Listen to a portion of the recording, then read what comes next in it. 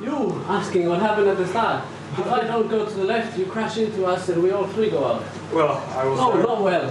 You came like a torpedo. Well, it's racing. I'm racing, but you know, if I keep going the same line, you crash. Don't keep going. Yeah, but there was a car on the left also. Well, that's so why I hit the other car. I can see all the three cars, man. Come on. I have only two eyes. Well, two cars. You will crash if you do like that. But we didn't. So. Yeah, you did it. Yeah. Oh. No, it's racing, but you need to expect when you attack like a crazy, you damage the car. You were lucky this time. Well, I damaged and Kimi damaged. I'm on the podium, so it's okay. You're on the podium. Fine.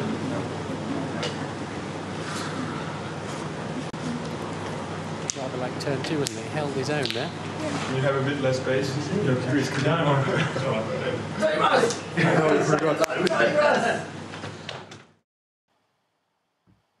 I'm sorry, Kimi. I'm really sorry. I really didn't mean it. It's all Kvyat's fault. Oh man, I'm so sorry. Please, will you please forgive me from the bottom of my heart? I don't know if I can, Seb. Really don't know if I can. You have to make it up, Lewis. You have to get out of my way. I tell you what, I'll let you win the Russian Grand Prix. Yeah, okay. Would that make it up? Yeah. Throw in some Heineken as well. I will do. I might think about it. You know what you're doing. Right. Hi guys, my name is Elsie. My name is JT. And welcome to the F1 Debate Show episode 8.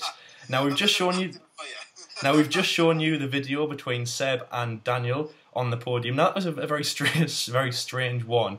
Obviously, if you haven't watched it, please go and watch our Chinese Grand Prix review where we talk about what happened in the race. Now obviously that came out after, like during and after we were recording, and it's kind of heated up, but at the end of the day, what is Seb going on about? So we're going to start with that. Now, if you didn't watch the race, which I hope you did, again, if you haven't, or if you have, please go and watch our review show. You'll be able to find links to it everywhere on our Facebook page and also on the screen as we speak. What happened was, in the first corner, the two Ferraris hit. Now, Sebastian Vettel blames Red Bull driver Daniel Kvyat, most definitely because he got on the podium. Now, I think he was just looking to point fingers, to be honest, because if you watch the race, now, it's really hard obviously to say without having it in front of us, but if you watch it, obviously Daniel Kvyat gives Seb, you know, he doesn't give him room, but he is on the racing line, you know, so obviously when you're going into the corner, you know, it's a gradual right-hander, so he's very much on the curb, and he gives Seb a lot of room, he gives Kimi a lot of room, and then Seb, obviously, again, himself going to the racing line, he moves over, and then hits Kimi. If you haven't watched the race, please do, on the highlights, I mean, it'll be shown on the internet, because it is obviously very interesting, made more so by Seb, you know, having a bit of a rant, and yeah, so subsequently it's not Daniel's fault. I mean, to be honest, he shouldn't have really picked on him because I mean, he's a young Russian driver, you know, who he didn't make any mistake. He was on the podium. I don't think Daniel really knew what to say, so that's maybe why Seb did it. You know, it's like just picking on someone who, you know, doesn't know anyone. Yeah, I mean, obviously, I think it's more into Seb's frustration. Yeah, it is, because obviously. He probably would have thought that he had a good chance at getting a good result out of this race. Obviously, with Hamilton being all the way at the back, it's this is my chance to do well. But obviously, in the frustration of the moment, it was it was just heat the moment thing, frustration of the moment. But also, I mean, that's the best result that Seb could have got because Nico was obviously going to win the race. He was in a class of his own. But you know, it doesn't mean more. I mean, we're not going to go into too much detail because it doesn't. I mean, it's not really anything to talk about. It's just Seb being, you know, a heat of the moment thing. But it is very odd because we've never seen Seb act like this. We saw a childless Seb at Red Bull. We saw. I mean, let's hope he's not going back to this old way of like picking on everybody else. I know. Because he had a good 2015 of like being happy Vettel, and now I mean, to be fair, he could really be frustrated because maybe I mean. Obviously, Ferrari trying to jump for the pace from the Mercedes. Yeah. Like, you know, come on, guys, we need to be getting up. We need to be getting to them. It was good 2015, but now it's like, you know, they're even faster than us. It's like, come on, now the Red Bulls are catching up. Yeah. It's like, come on, guys, you know, wake up. Now, I didn't think Kimi really minded because obviously, you know, he finished the race, finished in the points. If Kimi retired, JT, then yeah, of course, Seb would have been. It would have been a different story. It would have been like, you know, main headline news if Ferrari if Kimi had retired. But obviously, as like I said, he didn't. Yeah. And I don't know what Seb's game really is, to be fair. I mean, as an example, Turkey 2010, you know, if you haven't seen that meme from the F1 mini drivers that we shared on the page, and but yeah, it's not even like Turkey 2010 because obviously, as you remember, Sebastian Vettel was crashed out and retired from that race, subsequently meaning that Mark Webber was booed on the podium in Turkey. But obviously, as you see, I mean, Kimi finished in the points. It was a good race from the Ferraris, and to be honest, I mean, I have no idea what Seb is trying to do. Because they had a great race. Sebastian had a great race to finish on the podium, to finish second behind Rosberg. That's his best result. And as JT said, maybe he was hoping for a better result. What better result? I know obviously you can get first, but he would never have got first. Nobody would have got first off Nico Rosberg. Now he obviously was the winner of the race, which was fantastic by him. Nobody would be able to catch him, and it's his sixth victory in Formula One. His third race, his first win of the 2016 season, which means he's the only winner. 75 points in the World Championship, ahead of Lewis Hamilton. Now Lewis is, God, he's heading off. I mean, he's never been like this. He's had great starts to every season. He's had now. Obviously, I don't know if this is really. I don't know if this is correct, but I'm sure that every other season that he's had in Formula One, obviously from 2007, he's had a better start. More points on the table, if I be correct, and much better. I mean, he's really got to get his finger out, hasn't he, JT? Because this isn't just running out of time. This is his third race in, and it's not just the number of races, because they've got 18 left. It's that Nico Rosberg has won 75 points. And if he keeps doing that, he's going to get the max of his 25 points, and he's just going to run at the distance, uncatchable, and Lewis will have lost. I mean, obviously, definitely. I mean, Rosberg is the man of the moment right now. He'll be loving it, because it's like, he's been in Lewis' shadow for like the past 2 to 3 years, and now it's Hamilton certainly, facing the gremlins and stuff, and obviously it's getting to Hamilton. The pressure's really on Hamilton right now, because he needs to deliver, to deliver fast. Otherwise, as like you said, Rosberg is going to be the champion, and then Hamilton's going to be like, is Lewis Hamilton really the driver everybody thought he was? He should be handling this pressure, but I mean, as like I said, it hasn't gone well. I mean, I remember discussing this at this point last season, where I said, is Rosberg having a bit of a crisis? Because I think at this stage last season he was miles behind Lewis. Lewis was torturing, everybody else. I mean, at this point Ferrari had won a race, but Rosberg hadn't won a race. He was like third or fourth. I think he only finished third or something at this point last season. Second and third. He hasn't even won a race, no nothing. And and 2014 he won the first race of the season. So, and now this season he's won 3 on the bounce, 6 in a row. On form. You could see. He's gunning for Michael Schumacher's record. He's gunning for Vettel's record. There's every chance that he could beat that. I mean, the form he's on right now, he'll definitely beat it. And obviously, he needs to keep his car reliable. I mean, Lewis Hamilton Toto Wolff came out this week and said, Lewis Hamilton can't afford to have another bad weekend. He needs to pick up now. I mean, if anything goes wrong in Russia, then I mean, could you say goodbye to Lewis Hamilton's 4th World Championship this season? I think you could. I think you really could, because most definitely Nico will get. Obviously, he'll get to 100 points. In Russia, obviously, because he's most definitely going to win. He's going to win because if he wins in Russia, he'll have matched Michael Schumacher's record that he set in 2004 with 7 victories in a row. And then obviously the next 2 races, which are Spain and Monaco. So by the Monaco, and obviously, of course, he want to win the Monaco Grand Prix, because it's been a very special race to him. So yeah, if obviously say he gets to Monaco, he'll have matched Seb's record. And he will be 150 points in the World Championship. Now, obviously, Lewis won't be able. The max he can get is 18 if Nico wins. I mean, God, Lewis will be. I'd be worried if I was Lewis Hamilton. I would really be worried. Definitely. I mean, but not only if I was Lewis Hamilton, I would be worried. I mean, I would be worried about Ferrari, because I mean, don't get us wrong, they have a really good car and 2 really good drivers, as we said before, but. At this point last season, Vettel had won a race, and they were very, very close to the Mercedes. But now, as like you've seen in China, they had a bit of a squabble at the start, and then again afterwards. Yeah. And is the pressure getting to Ferrari now? Because now they need to start and deliver now. I mean, the boss of Ferrari came out this week after they said, "No, Ferrari need to start winning now. They need to switch on. And catch the Mercedes, because the Mercedes are flying away. And this is when are Ferrari going to have another good chance of doing well, because everybody said, I mean, me and LC said before the F1 season started, that this would be the year of Ferrari. Yeah, it would be. Yep. And how wrong are we so far? That's what everyone thought. Yeah, you're right. That's what me and you thought. Now, Seb had won the Malaysian Grand Prix, which was the second race of the season in 2015. Now, that's obviously you know, I mean, he was at Ferrari, sorry, for 2 races. You know, one full race to warm up in Australia, then obviously Malaysian Grand Prix he won. You know, so very, you know, a shock to that, especially obviously coming after his abysmal 2014 with Red Bull. So that was unbelievable from then. Obviously now Seb, yeah, they're not running out of time. Well, I mean, if anything, they are. I mean, there's still plenty of time left. But Yeah. we're only talking about, you know, at the start. Well, if they want to, it's crucial, because if you don't get the points now, yeah, then by the you know, the main point in the season where everyone's got upgrades, Mercedes will probably be, you know, probably 15, 20 miles faster, perhaps. You know, maybe around that. You know, might have more horsepower and stuff. Might get more aerodynamics, which will be a disadvantage to Ferrari because Mercedes are just, you know, miles ahead of everybody else. Yeah.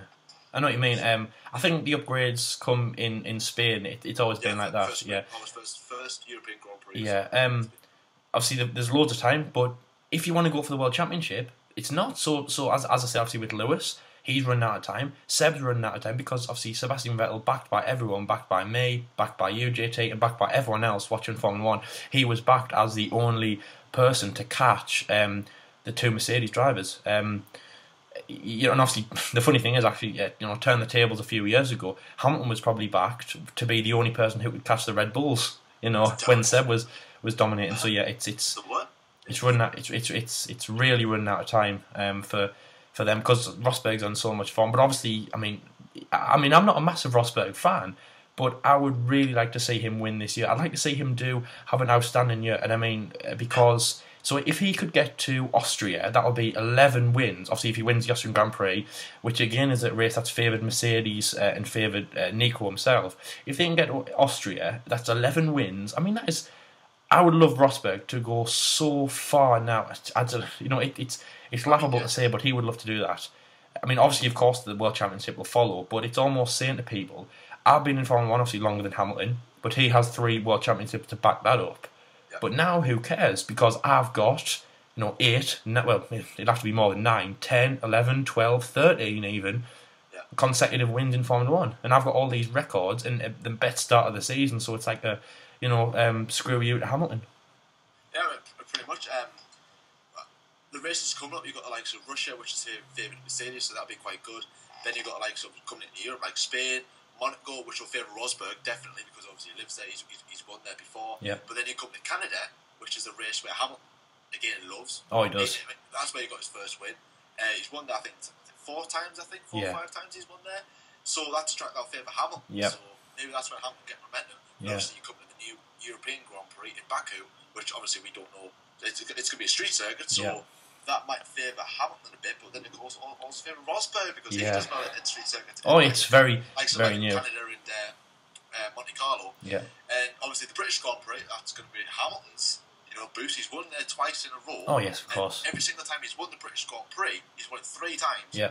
And out of coincidence, he's won the World Championship 3 times. Yeah. So if he wins Britain, I mean, could you say because of that, is he back there? Obviously, it's a long way away. Yeah. If he wins in Britain, that means if Rosberg wins consecutively, let me.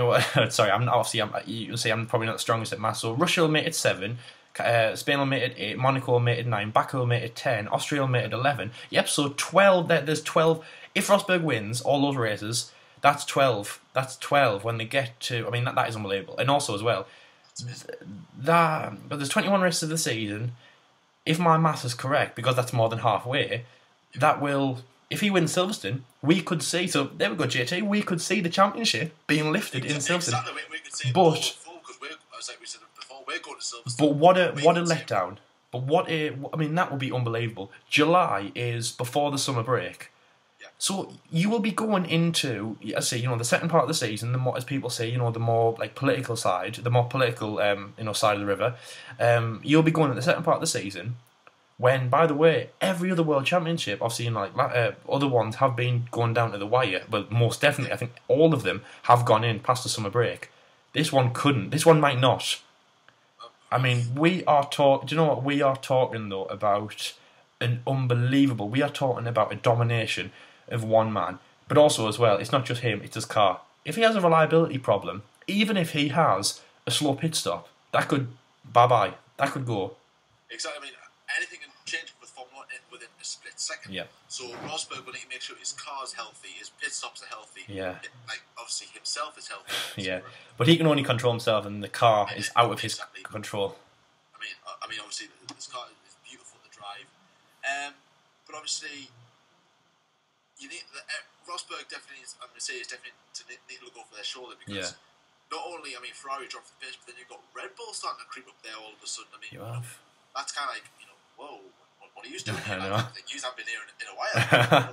I know. Ricardo third in the Drivers' Championship, and Red Bull are third in the constructors. Yeah. And obviously then Red Bull, they might obviously highly doubt it, but they could also creep up in that area, finishing second, that type of thing, and maybe they could sneak and win a race out Ferraris and Mercedes' hands.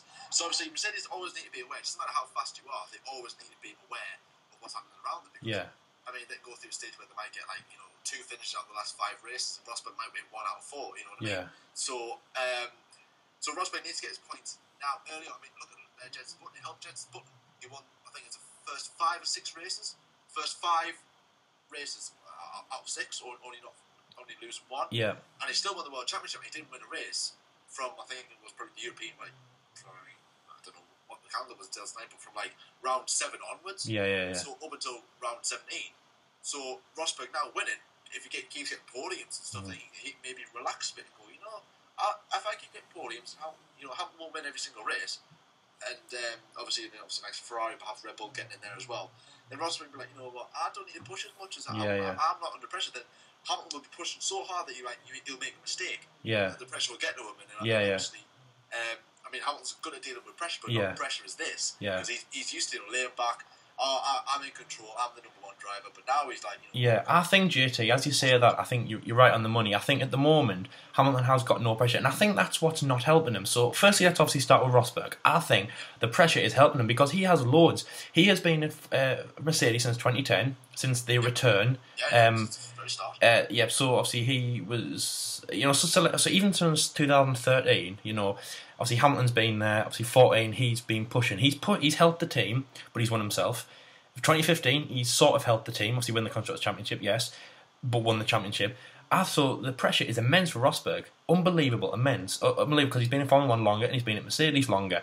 So that pressure is helping him. And on the other end of the spectrum, as JT said, Hamilton isn't feeling the pressure. So he probably went into Australia like, let's relax a bit now, not caring. Bahrain, he, obviously, as you know, he podiumed again.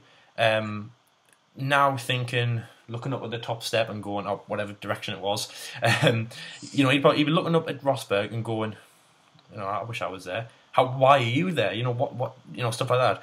And then China, obviously, he'll have had to look way up at Rosberg, obviously on the podium, because he'll have been obviously, standing, watching. I'm not sure he was probably in that parade, where all the Mercedes mechanics going, go Rosberg.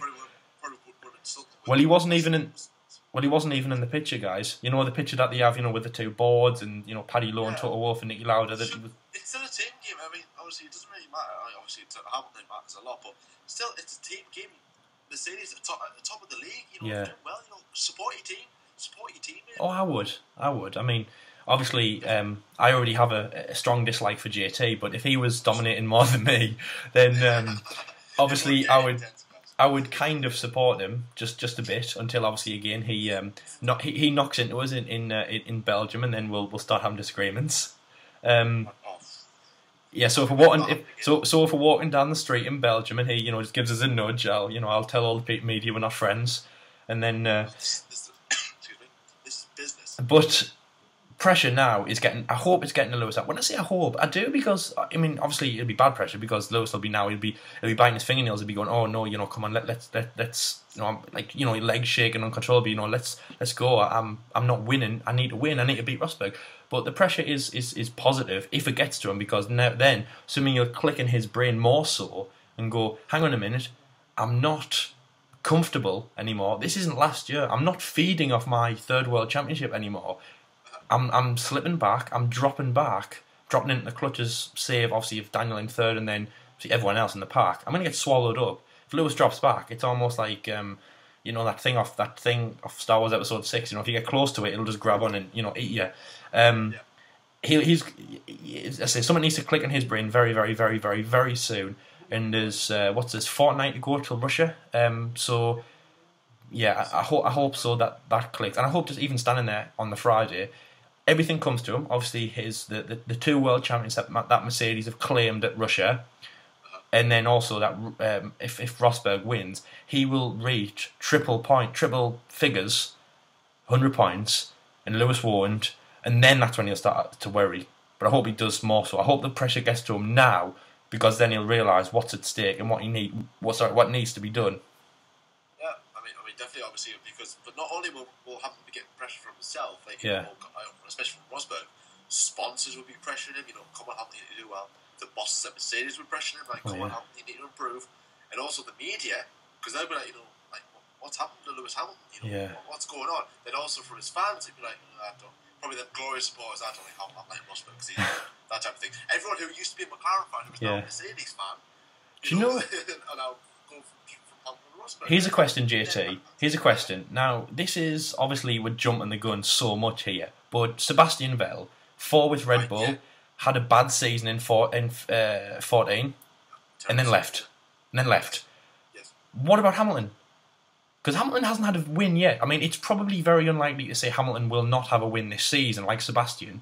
And again, like Sebastian's situation, his teammates won. Obviously, Rosberg will have to go the rest of the season without a win if he's going to, be like Ricciardo. But I know we are jumping the gun so much here. But what about that? I don't think it's something that will be considered. I mean, if this form continues for Hamilton, then the media will be questioning it, going, what's the future for Lewis Hamilton Mercedes? It is I think it is a little bit too early to be discussing, will Hamilton leave Mercedes? I mean, I highly doubt it, because we have mega bucks at Mercedes. Yeah. And obviously, they're the team. I mean, where else can you go that will, back to Mercedes? Ferrari or Red Bull. Red Bull. So, I mean, unless Red Bull and Ferrari somehow make a miraculous machine. I mean, obviously the rules change next season, so that might shuffle the grid a bit, but obviously we don't know. But I mean, Sebastian Vettel had one terrible season and then left, and you got a lot of abuse type of thing from the fans, because it was like, well, right, you've had one bad season, right? You've dominated all this time. You've had one bad season, and you've left. Why?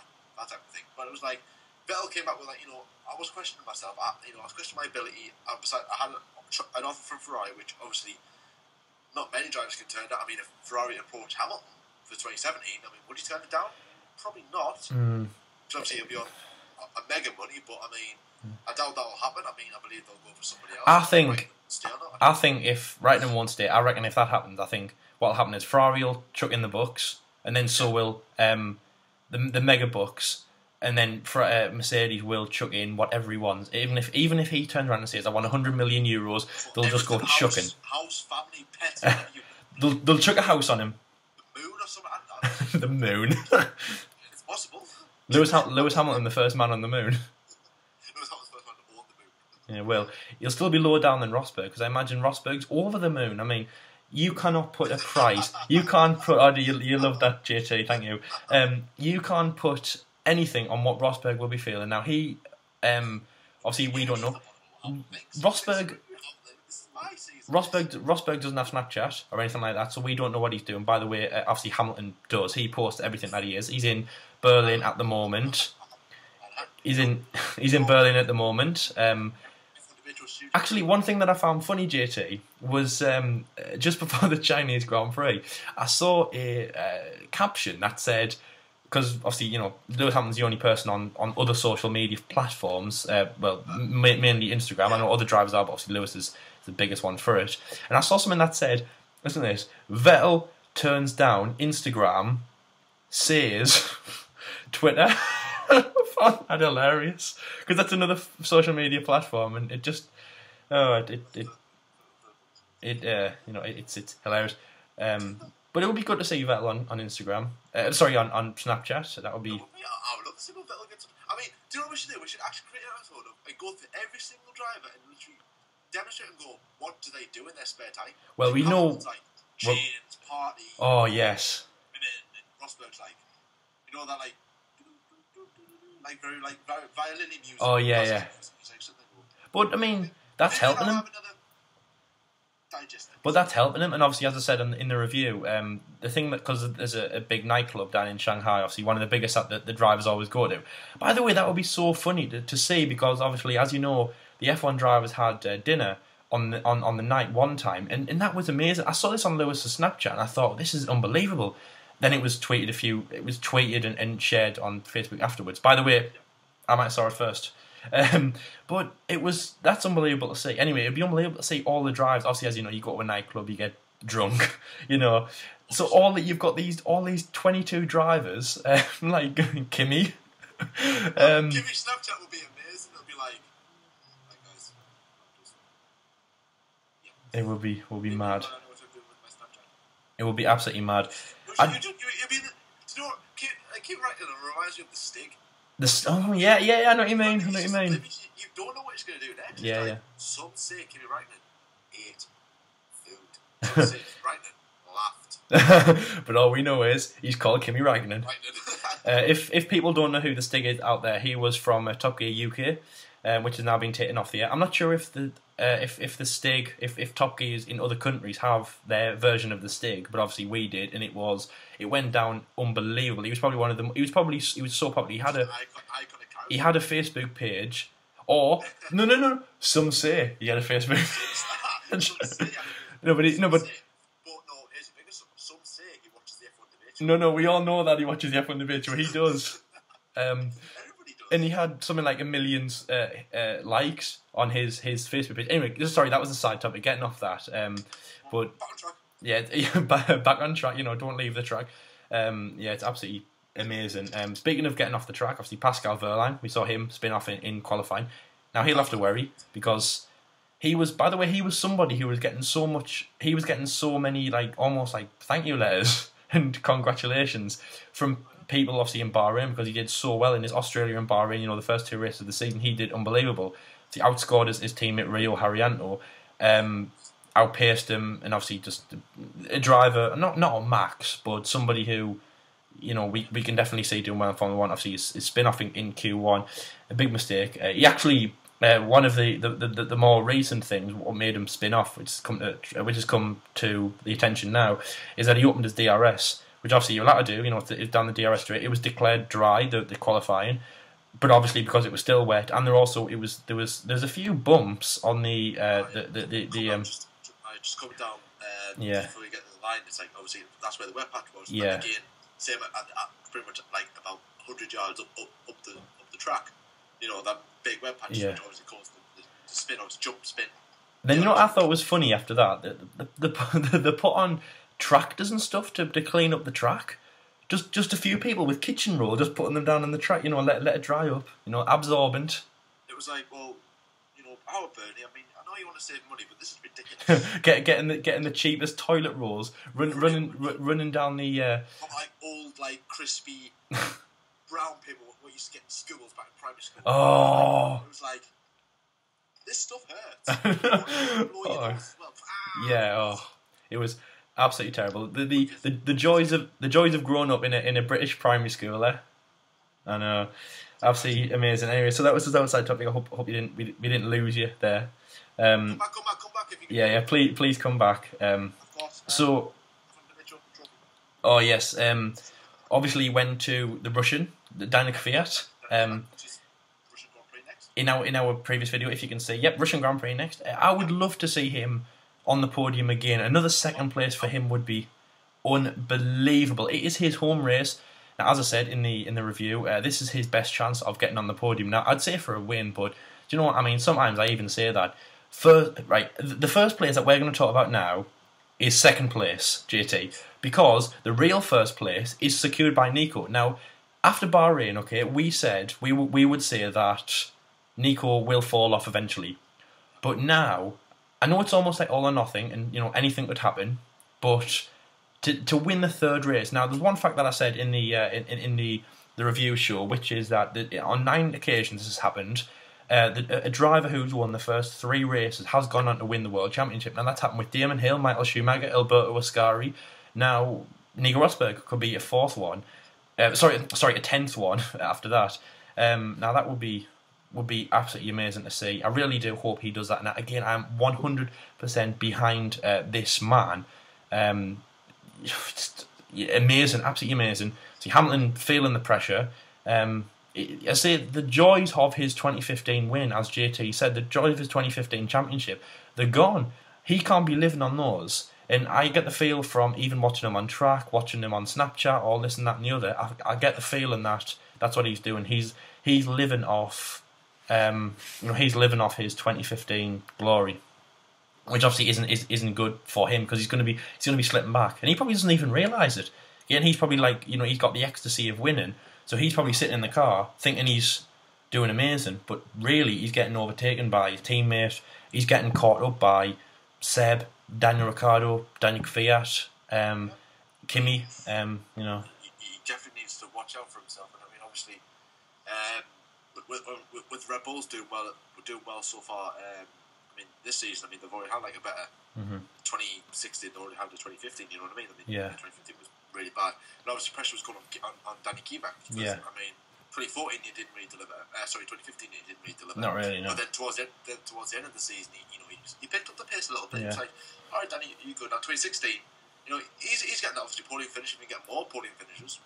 Now he's had a podium in every season. He's now so far. With Red Bull. With Red Bull, sorry. Now with Red Bull, obviously, we're going to discuss this more in depth in another episode because there's loads to talk about between Red Bull. But as we know, that Red Bull have a terrible relationship with Renault. They fell out so much in 2015. This has really helped because now they're watching. I mean, by the way, Red Bull, there's one person there's one group of people that they've got to impress, JT, before us, before the public, before Bernie's wallet. It's Renault. They have really got to. They have got so much to prove to Renault. It's unbelievable. You can't even sum it up in 10 years what they have got. They couldn't write it down what they've got to prove to Renault. They had basically what they've gone here. They've come from 4 world championships all the way down. It's almost like coming from a big descent on your bike, obviously, so you're hitting 30 miles an hour to to going back up and then going at like 5. It's just almost straight away, yeah. But technically they were. But it's almost like using the bike analogy. It's almost like they were going downhill, then they went to the uphill and they stopped pedaling because 2014 they were going backwards. They were rolling back down the hill. 2015 they were putting the brakes on a bit. They were level. Probably Hungary. That's obviously when they started to put the pressure on a bit. And then now Daniel has pulled the bike up a bit more. Again with that bike analogy. Definitely. I mean, obviously, Daniel Ricciardo just like a good old bike ride, I believe. I mean, it's probably Danny Kvyat loves skiing because he's from Russia. But I mean, credit where it's due for Red Bull because obviously, big failure a couple of years. Ricciardo third in the drivers' championship now. I mean, he won't win the drivers' championship this season. Yes, he will do eventually. I would like to see him win at least one. Because he is a very, very talented, very good driver. Yeah. I mean, whether they win it with Red Bull, perhaps if they do develop their car into a better, I hope so, faster car, and maybe Mercedes drop off the pace. I mean, unless he has to move to maybe Mercedes or Ferrari to allow that to happen, but only time will tell. Really. I hope he does. He's a lead driver at Red Bull. Obviously, they have they have an Australian in the car who's now he is the number one. I think Mark was number one when David was there, David Coulthard. But again, obviously, Red Bull weren't on the pace. They only started scoring points in 2009. So their first 3 years in Formula 1, obviously 5, 6, and 7. Sorry, 4 years, 5, 6, 7, and 8 weren't a big hit. And obviously 9, as you saw Sebastian Vettel coming into the team. Now, Daniel's in a fantastic position. We'll call them by the second names because they're both called Daniel, and that is really confusing. So Ricciardo is the leader driver. Kvyat's done unbelievable. Second place by him is absolutely amazing. See, Daniel will be. I mean, I know it was Sod's law that obviously he had a bad race. Let's say a punch from on lap 3 was unbelievable, and obviously, of course, that's going to hinder any chance of a win. Now, I mean, they will do really good. Red Bull. They won't be back on the top again. They have set themselves a very high benchmark. Because obviously their benchmark is not 4 world championships, but obviously to be up there again, competing, going for world championships like they were in 10, 11, 12 and 13. But I mean, hopefully they're back in the top. They get a lot more podiums. If Kvyat can podium in Russia, Maybe along with Ricardo, but maybe not. If Kvyat can do it, I think that's when he'll prove to us and everyone else. That's what everyone else, and obviously the person as well. Obviously it's Renault, and obviously it's the Red Bull CEO Dietrich Mateschitz that he'll have to really impress. Because yeah, I mean, you know. By the way, he owns. I think it's about 10 sporting companies, including like New York Red Bulls. The EHC Munich sponsors loads of events like the Red Bull Air Race, Red Bull Sea Race, and more importantly, JT, the Red Bull Soapbox Race. Oh, that's amazing! I want to do that one day. When it comes to London, we'll make one. We will go in. We'll call it The the F1 debate show. 001. Exactly, we'll sponsor it. F1. No, it'll be called the F1 DS1. The F1 DS1. But no one take that. No, not that you would. No, if you do, we'll come find you. Oh, but I believe it's in Auckland at the moment in New Zealand. But yeah, when it comes to London, JT, we will certainly make one. I'll probably just call it the ramp, but yeah. Unbelievable. We'll call it the sorry Kimi. Sorry. Sorry. Ooh, sorry. Ooh, sorry. Ooh, sorry. Oh, sorry. I didn't mean to. I'm sorry. It was. Hey, I have absolutely no idea. It's I don't know why Seb was apologising, but that's what they'll probably be doing. JT, they'll be in the nightclub dancing away. So Kimi will be having like a really good time. Kimi will be like bobbing side to side, and then Seb will come up and he'll be like, "Kimi, I'm sorry, I'm so sorry. Let me buy you a drink." Actually, he's gonna say, I tell you what, Kimi, if you're smart, turn around to Seb and go, buy all me drinks if It's JT's stepdad just coming in, obviously not realising that the F1 debate show's on. But JT, I was saying, if Kimi Räikkönen's a smart person, then he'll just say to Seb, buy all me drinks for the rest of the night. But I don't understand. But obviously, fantastic. Hi, Heineken, leave me alone. I know what I'm doing. Oh yes, obviously, but Daniel deserves it. He deserved the Driver of the Day award. Our JT's coveted Driver of the Day award, the football trophy. Oh, sorry, no, the F1 trophy. No, it's not a football trophy, man. Yes, the F1 trophy. It's not a football trophy. It's the F1 debate show trophy. The F1 debate show trophy, and obviously Driver of the Day. That's our logo. It's not a football trophy. And by the way, that's his helmet on the floor, not the football. Oh no, yeah, it's his helmet. He's going to keep his helmet. He's going to pass his helmet to his teammate. Like, there's my helmet. Catch. It's just his helmet looks very circular and hasn't got the loads of like little bumps in it. Yeah, we never fail to amaze you. We never fail to amaze you, guys out there. So you feel very privileged. Anyway, so that's going to wrap up our F1 debate show episode 8. Obviously, please check out our other episodes, our previous F1 debate shows, which is great. We made a channel update on Monday, so please go and check that out for the F1 Decoded. Now, this is a brand new episode, which is going to be airing on Friday, JT, and that is about the Ayrton Senna v Lewis Hamilton. Obviously, two three-time world champions. Yeah, obviously, any fans of Senna and Hamilton out there, I would highly recommend watching that. But yeah, obviously, it was like I said, just leave your comment of your opinions, and obviously, we've got loads more drivers coming up in that series, 10-part as well. So that'll be really, really Oh yes, it's gonna be great. See, both ex-McLaren drivers, both under the command of Ron Dennis in a way, and obviously Honda. Hamilton wasn't, but you know what I mean. Obviously, McLaren at the moment are under Honda, but obviously with Senna, it was going a lot better than it is at the moment. We obviously only touched on the news of this week. If you want to know more about the teams and also from what happened in the race in China last week, please go and check out our review. We implore you to do this. So keep updated with this. Obviously, a lot more coming, as I say, with F1 Decoded. So that's on Friday, and then every Friday from then, it's a 10-part series, as JT said. So we can't wait for you guys to watch it. We get a thrill from seeing you view it. I mean, just imagine what your expressions will be when they watch it. Wow, what's this? Look! We're doing so. I mean, JT's a bit of a downer, but we're so great. Oh, he's not a great presenter. So yeah, absolutely right. That's the end. Okay. We will see you in the next video, guys. Thank you for watching. Thank you very much for watching. See you later, guys. Take care. Bye bye.